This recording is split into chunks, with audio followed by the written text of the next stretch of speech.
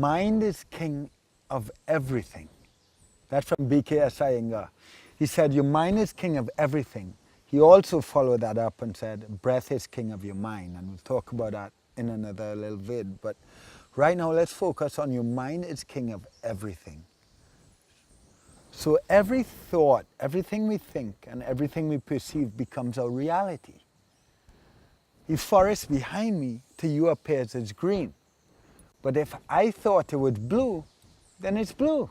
That's what blue looks like. And you cannot change my mind until I choose to believe differently. Now what's happening in the world today is we look around and we see a lot of darkness, shadow, suffering.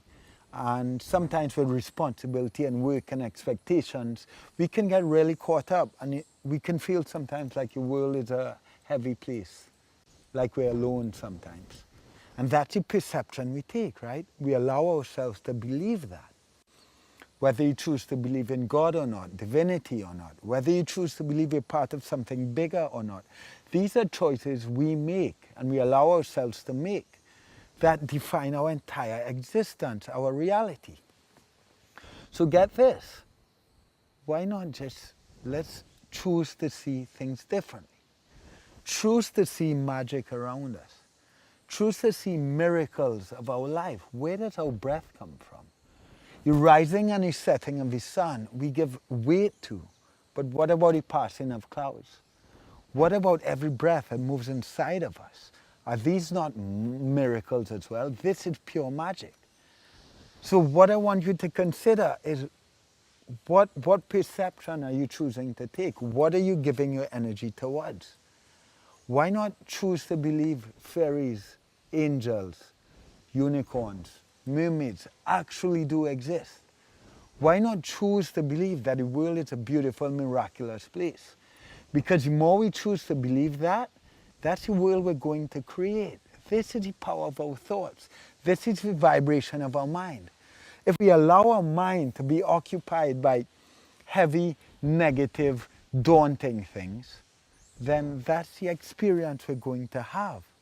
So every time we go into experience a conversation or anything at all, pay attention to what you're allowing, emotions and thoughts you're allowing to occupy your mind, because this is going to dictate your experience on a small scale and a big scale. It could be, like I said, one conversation.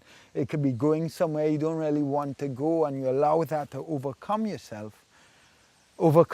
so that when you go into that conversation or experience, you're already carrying into it a negative vibration.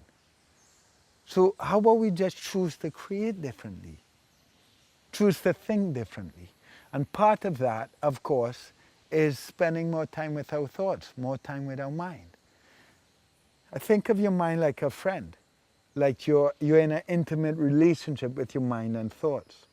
The more time you sit and you create a relationship, you spend quality time with your thoughts, it's the more relationship you're going to have to those thoughts and emotions, which means that the more you're going to be able to shift and move them.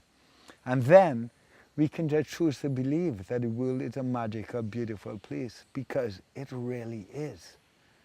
All we need to do is stop trying to see what appears as darkness and shadow, because these are just opportunities for us to learn to love and grow. Light and love, magic, miracles is the only real existence there is. Everything else around that may block that light from time to time, just shadows, just clouds that have their own purpose. Choose to believe in magic. Choose to believe in miracles. Choose to believe in divinity.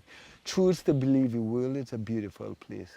Choose to believe everything around you is a creation of divinity, a creation of God. Its real essence is only love. So bring that awareness into your thoughts. And let's just choose to believe differently, because what we allow ourselves to believe will become our reality.